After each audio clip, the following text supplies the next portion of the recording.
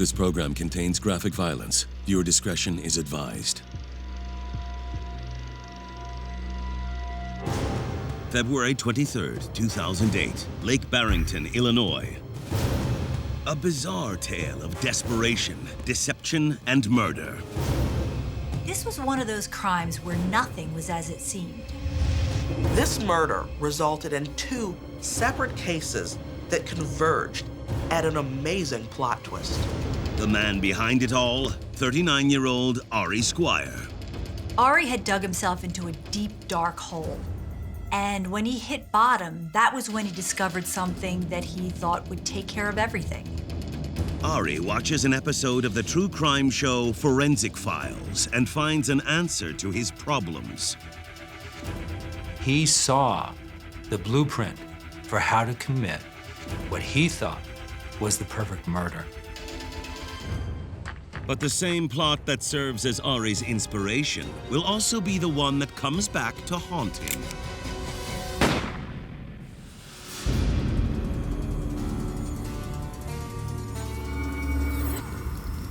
46-year-old Illinois resident Denise Squire is in the midst of a terrible crisis. 911, Lake County Sheriff. Hi, I think my garage is on fire. Where are you at? What's your address? But sometimes fires aren't accidents. Stay on the line while we get fire on the phone, okay? Are you out of the house? Yeah, no, I'm in the house. I just heard some noise, and I'll open the door, and it's all black smoke. This crime really came full circle. It was shocking how it all ended up. I've never seen anything like it. In his mind, he didn't have to do hard work because he felt he was smarter and better than the average person.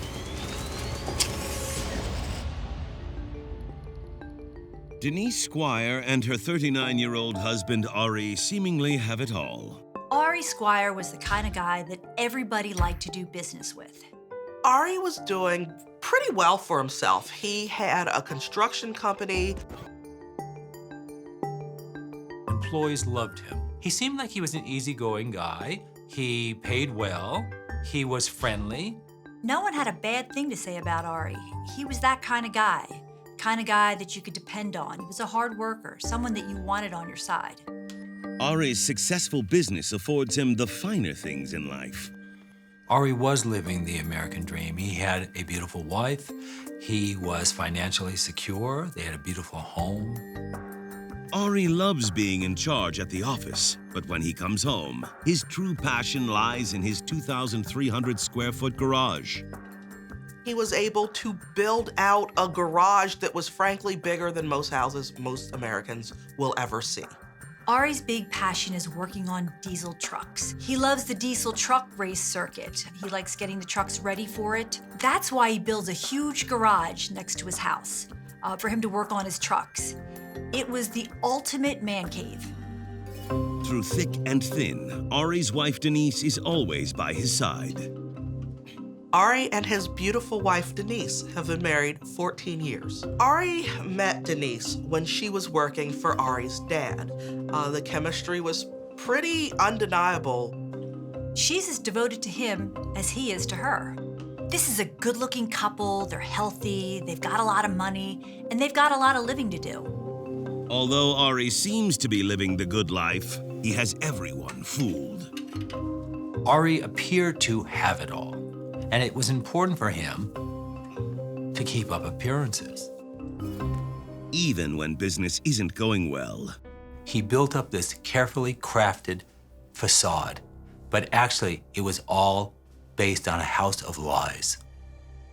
In 2007, Ari is charged with committing Medicare fraud. Before owning and operating his construction company, Ari ran a healthcare company. He used that healthcare company between 1998 to 2001 to secretly pocket $2.3 million. Instead of admitting guilt, Ari uses his wealth to hire a lawyer and fight the charge. The litigation puts him and Denise at odds. Hey, Ari, I gotta talk to you about this. What's going on, Ari? This is the third time that we've gotten the exact same bill. Ari and Denise wound up spending about $200,000 to fight these legal charges. But when it became clear that they weren't going to win, they decided to settle. And they wound up spending another $200,000 in restitution. For his crimes, Ari was sentenced to 5 years probation. He was put on house arrest for 6 months. The lawsuit exposes Ari. His construction company loses business and his credibility goes out the window. And worst of all, Ari and Denise are now drowning in debt. This couple went from being very well off to near bankruptcy, not being able to afford the luxuries that they had gotten used to. And it was a big adjustment for them both, and neither was happy with their lowered station in life. Ari tries desperately to stay afloat. Ari fires his legal team, and I'm sure he laid off people at work. He's losing money. But he kept his trucks, and he kept up his lavish lifestyle. He was trying to keep from going bankrupt without losing the illusion that he was living a perfect life. But soon, the strain on their bank account is too much for Ari and Denise. With his career all but over, Ari's marriage also begins to collapse. In most marriages, you accept that there's going to be emotional burdens. But when there's emotional burdens and there also are financial burdens, they really tend to damage a marriage. At first, Denise sticks by his side. But after a while, it becomes too much for her. What do you want me to do? I'm just so sick of this. Why don't you get a second The job? fact that people would look at them differently if they didn't appear in the same glamorous and well-off ways, it just caused friction and caused a lot of upset between the two. Sick of it. I'm sick of you.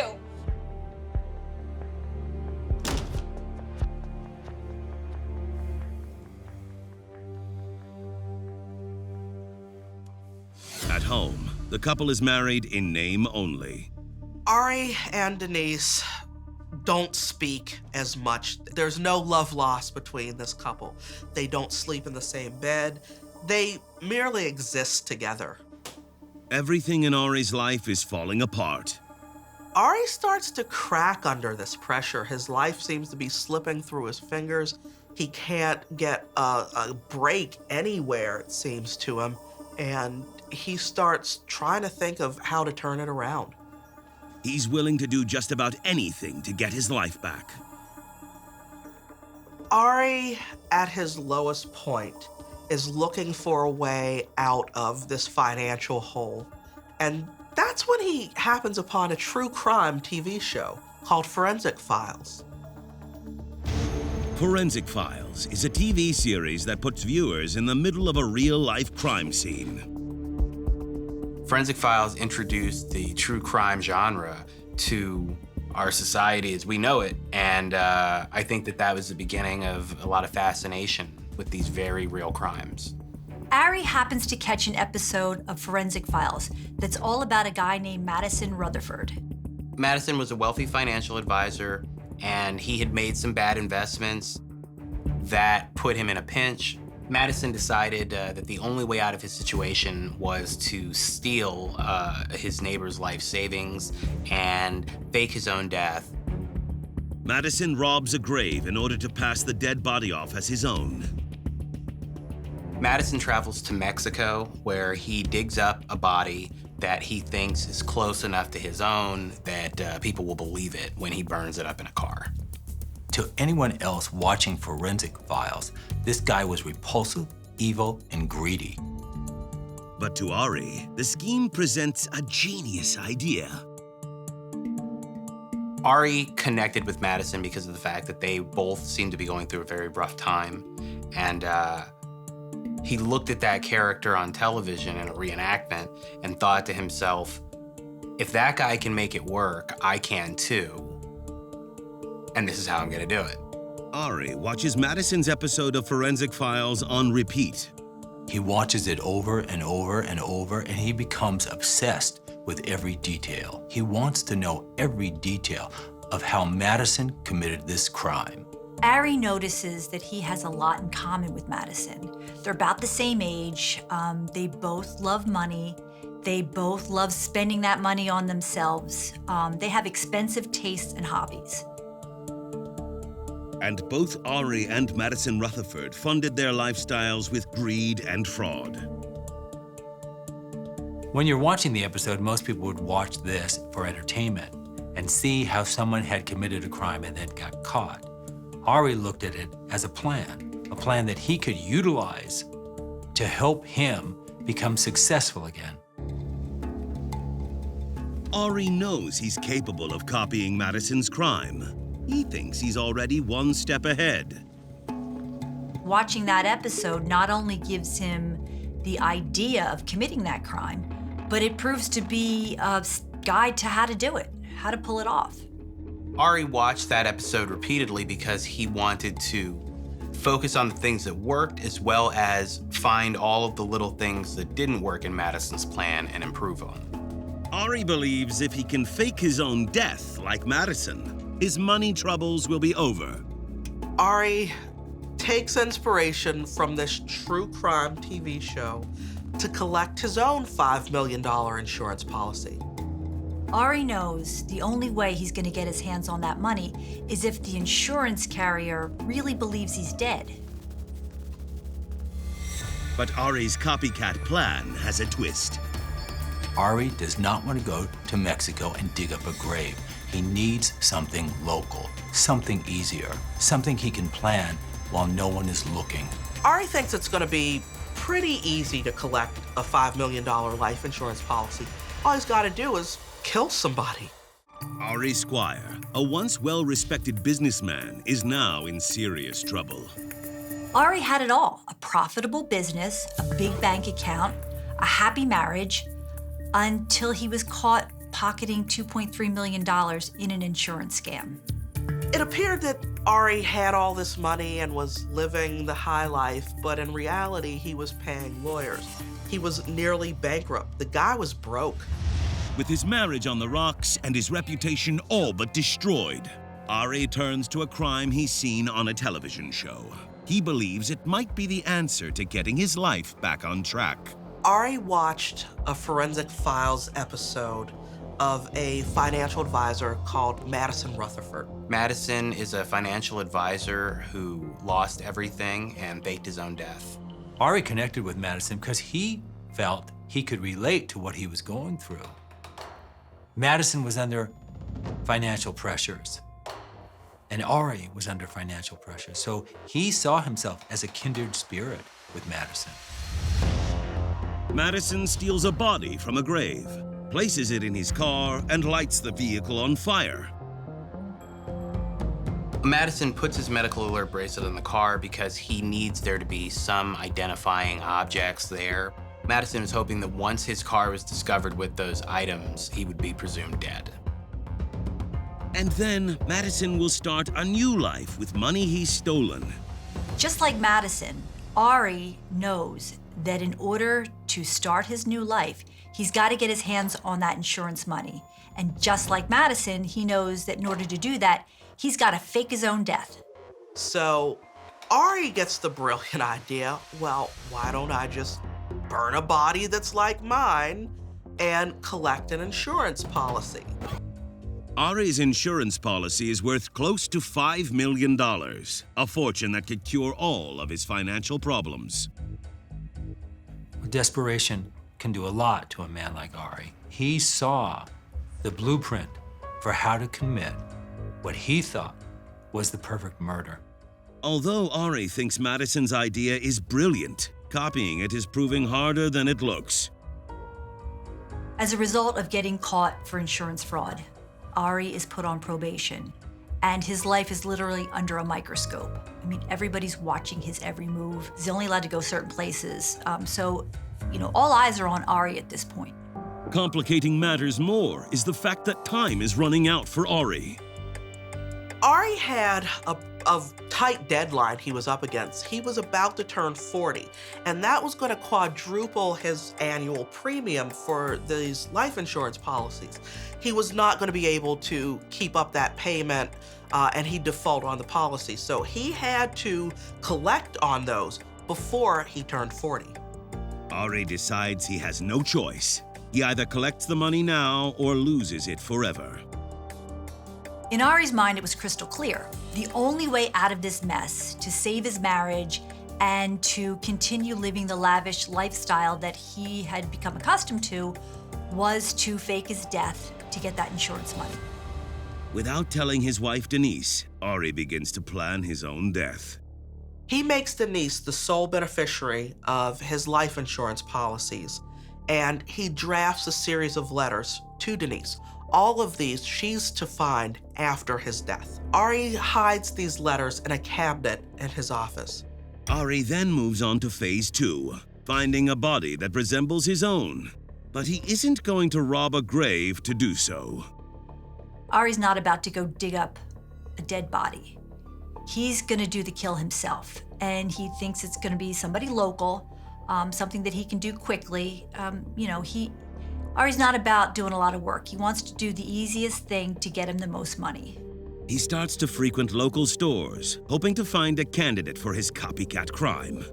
Like a tiger on the prowl, Ari begins to search for prey. He needs somebody who looks like him and looks enough like him that when he passes off their body as his own, it'll be believable. The victim's gotta look like Ari, 39 years old, average height, average weight.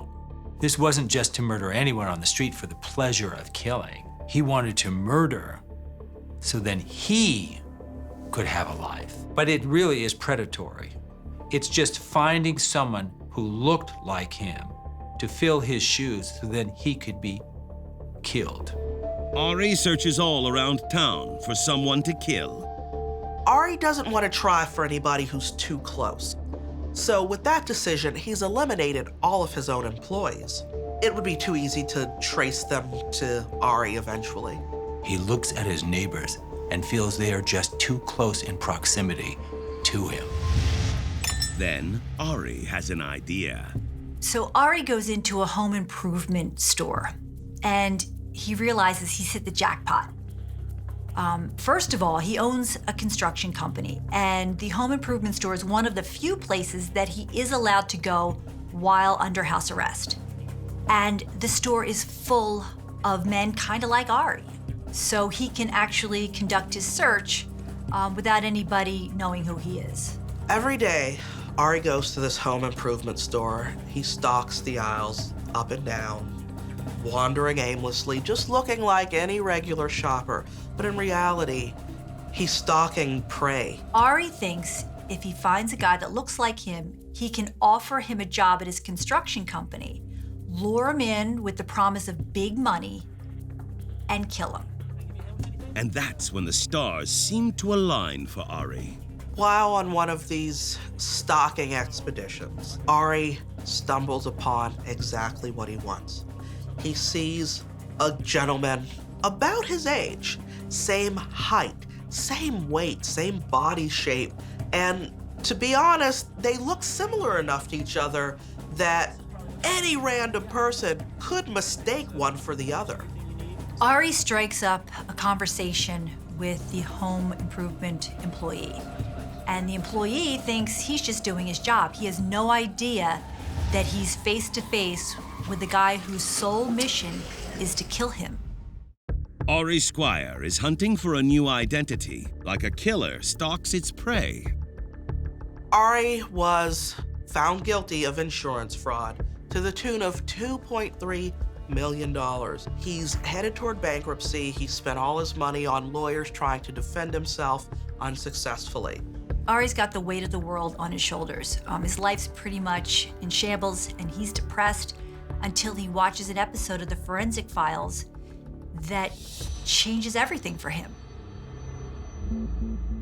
On the true crime TV show, the case of financial advisor Madison Rutherford gives Ari hope that there's a way out of his troubled life. Madison lost everything prior to faking his own death. Instead of paying his dues in a legal way, Madison ends up in Boston under a different identity, living a totally normal life. And now, Ari's hoping to copycat the scheme. He's planning to kill someone in order to fake his own death, and then use their identity and his insurance payout to start over. Ari's got a $5 million insurance policy. But he's almost 40 years old, and once he turns 40, that premium is gonna go up. And Ari can't afford the premium. So he's gotta make his move quickly, or risk losing that insurance policy. Once Ari decided that he had to commit murder, and he had to find someone who looked like him, then this kind of detective work took over.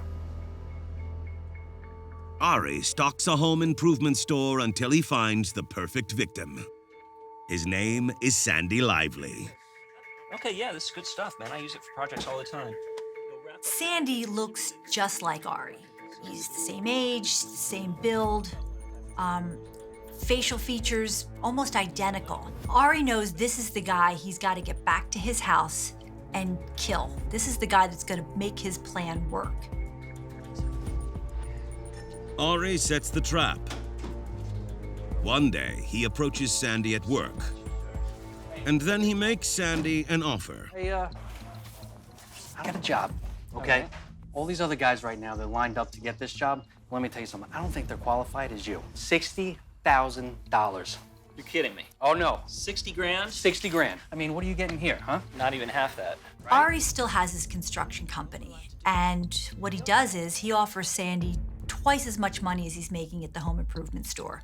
Sandy was a married man with kids. He was trying to support his family on a salary from a home improvement store.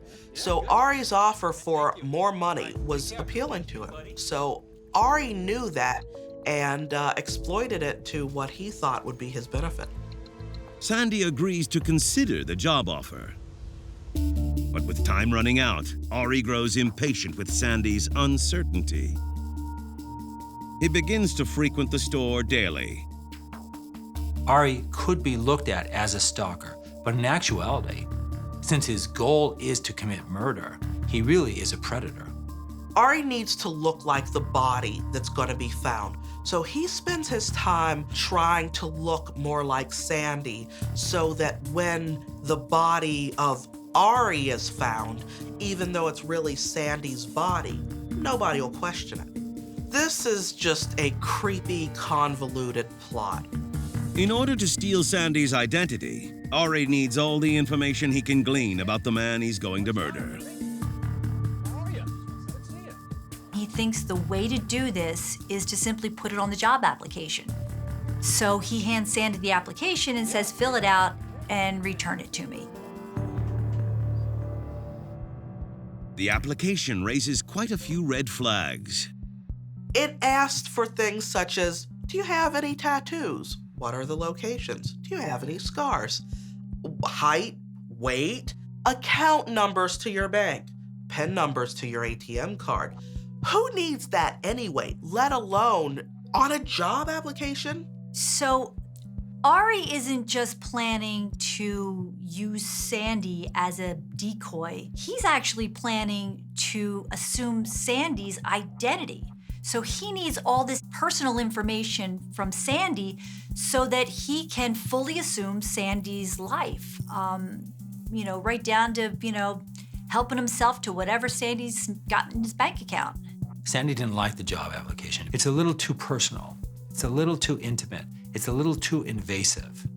Sandy agrees to meet Ari in person to discuss the offer since he is suspicious about the application. Sandy, it's Ari. Just wanted to see what was going on. But on the day Sandy's supposed to meet Ari for a chat, he fails to show up. Call me back. Thank you. Ari thought you could get anyone you wanted by offering them money. He felt any man has their price. You're looking at a lifelong individual who had been manipulating people all his life. So he felt he had become an expert at it. It's me. You haven't called me back yet. I want to know what the problem is. You need to call me back as soon as you can. Ari can't believe he's been stood up. He's outraged, he calls Sandy and lets him have it. So Ari is fuming. The clock's ticking, he's found his perfect victim, and now the guy is not cooperating. But at the end of the day, Ari needs him. So he kind of calms down and he goes back in. He's like, hey, look, I'm really sorry. He's still trying to lure Sandy into his house, no matter how he has to do it. Ari's situation is dire. He's desperate to get Sandy back on board, unless he can find someone else to take his place. Hey, Sandy working? Oh, no, he's out today. Ari thought he was at rock bottom. Can I help you? You know what? Actually, I think you can. But then he realizes there's another person who could fit this bill. His name is Justin Newman, and although he's almost 20 years younger than Ari, he might still be a potential part of the copycat scheme. Justin tells Ari that he and his mom are living in a cramped apartment, and Justin's really excited. He wants to make money to help his mom get out, for them to have a better life in a bigger place. Justin's age made him an easier target because he lacked world experience. All he was looking for is to make more money. So Ari saw an individual that he could easily manipulate. Justin's young, he's hungry, he's eager for more work and better pay. Unlike Sandy, who let his weirded out feeling detract from the fact that Ari was offering money, Justin is just willing to go along because he wants to earn more. Look, this is my business. That's my address. That's where my office is, okay? It's out of my garage, all right? Come on, check it out, okay? Ari is still hopeful that Sandy will come through, but he sets up a meeting with Justin, just in case. Tuesday, right? Yeah. I think the reason he did it is because the choices were so limited. I think he thought it's this way or no way. For Ari, Justin was just another object that he could prey upon. I don't believe these guys, Sandy or Justin, were ever viewed as humans. Ari believes the hard part is over. He's found 2 potential victims. Now all he needs to do is pull off the perfect murder. Sandy is his perfect victim. But he's also got Justin. And what Ari has learned is all he needs is one unsuspecting victim. But which man will it be?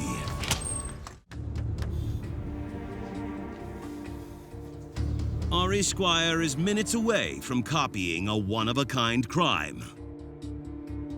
Forensic Files dedicated an episode to the life and crime of financial advisor Madison Rutherford. Madison thought that he had faked his own death and ensured a way that he could live off of his insurance policy as well as his friends' life savings for the rest of his life. Off-screen, Ari believes a smarter way to start over is to kill someone and steal their identity. Ari's plan is to lure his victim back to his house, kill him, set him on fire, make the police believe it's Ari's dead body, and then skip off with his millions from his insurance policy and whatever money he can steal from the victim. He's promised fake jobs to 2 men he's met in a home improvement store. Now, Ari's main target remains Sandy. However, Justin's definitely interested in this interview. He's got a backup to make sure that no matter what happens, he's got a body. And lucky for Ari, one of his targets takes the bait.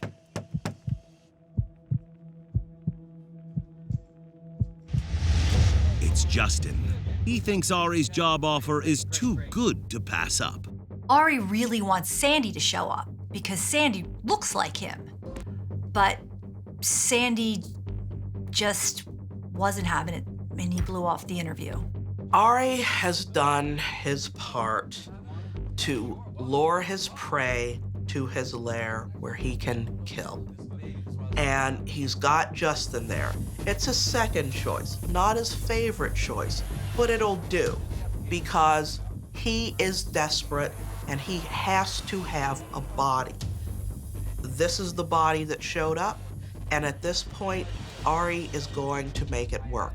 this is the body that he's going to use.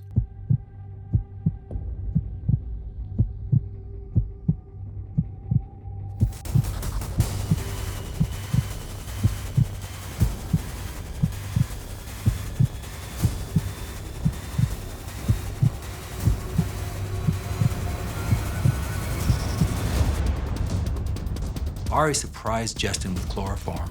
He came up behind him and wrapped a towel around his mouth. This moment for Ari had to be the pinnacle of the past many months.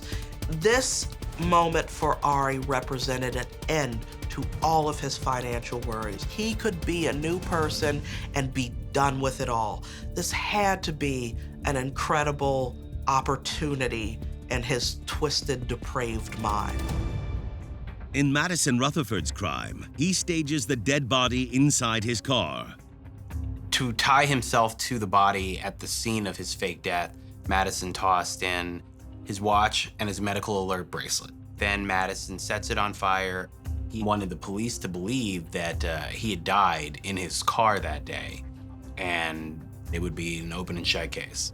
In his garage, Ari copies the show's main subject. Ari removes Justin's clothes, takes off his own clothes, and switches what each body is wearing.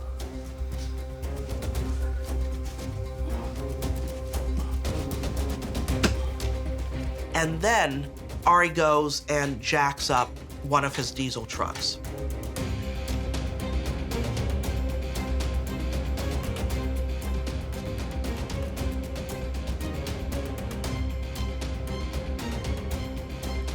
He puts the body of Justin beneath the truck, and he releases the jack.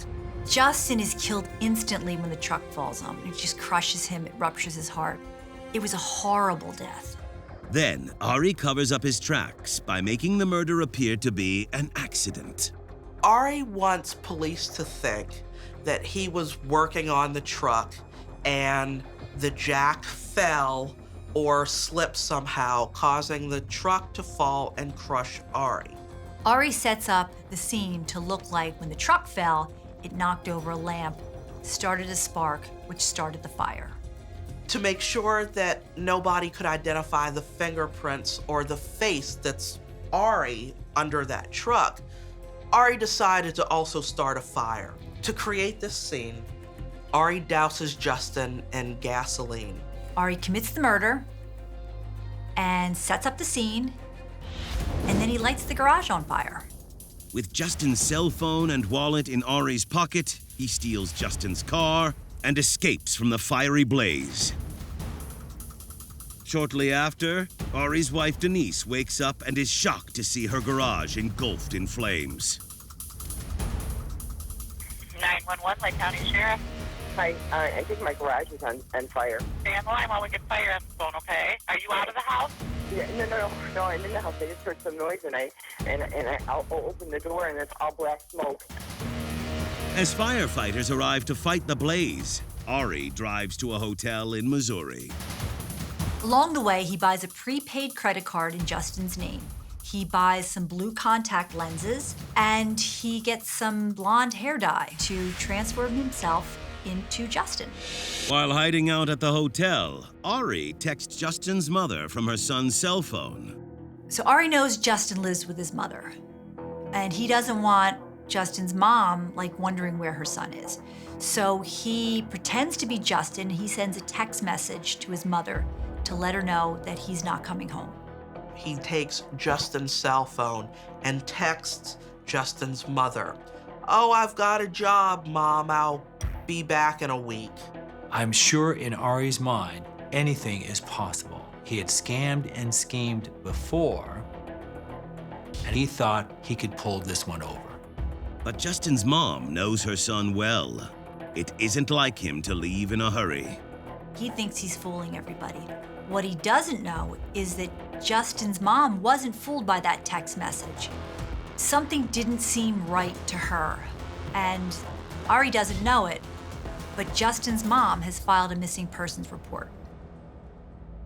As Madison Rutherford experienced after he fakes his death and flees, everything begins to spiral out of control. At first, the police believe Madison is the burned body trapped inside the car. Upon further inspection, it appears that the body is of a different race. After they test the corpse's teeth and bones, they are sure that this is not Madison Rutherford. Days after the fire, detectives working the crime scene back at Ari's house are coming to the same conclusion. What the police and detectives found was there were a lot of clues that just weren't adding up. First, they realized the power was turned off prior to the fire. So the fire could not have started with the lamp because there was no power.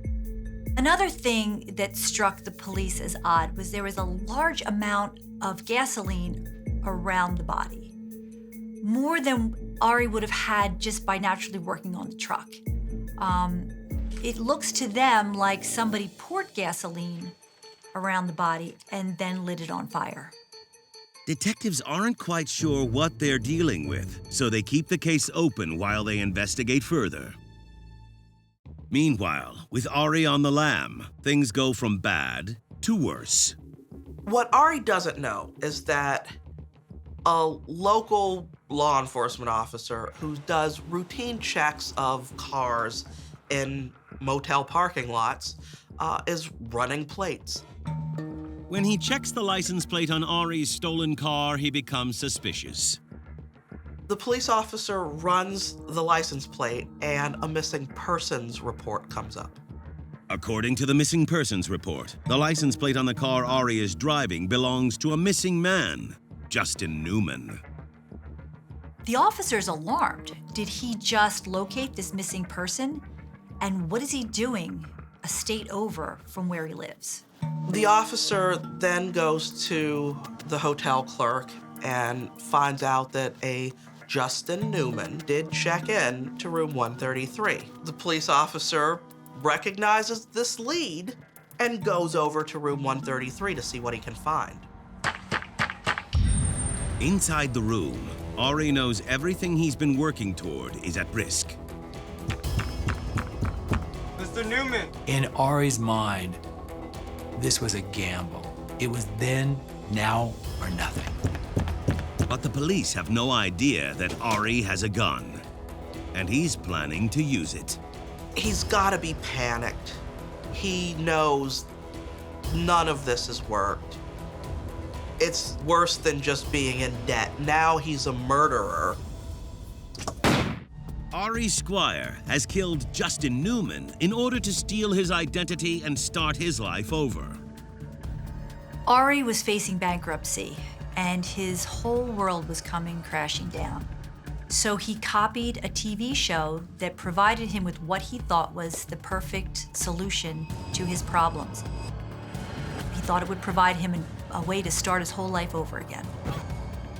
In the crime, a financial advisor named Madison Rutherford faked his own death for a second chance at life. Madison definitely thought that he was getting away with the perfect crime, but ultimately he did not. As for Ari, a routine search has the police knocking at his hotel door.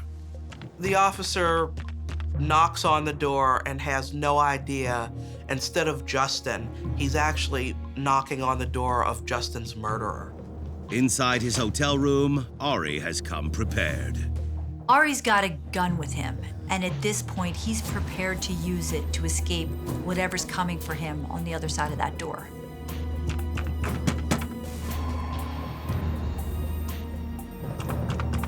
Mr. Newman, it's the police, open up! I'm gonna go in. Then, the unthinkable happens. Shots fired! Shots fired! Ari used the gun to kill himself. He just couldn't face more debt, prison time. He's committed a murder. He doesn't want to answer to that. So he ended what was left of his life. Ari's scheme, which in actuality was Madison Rutherford's scheme, wound up failing them both. But what the authorities don't know is the true identity of the deceased body lying right in front of them. The police find Justin's ID on Ari's body, but they notice it doesn't really match the dead guy they're looking at. The cops recognize this is more than a suicide. But for now, they don't know the key to solving the bizarre case.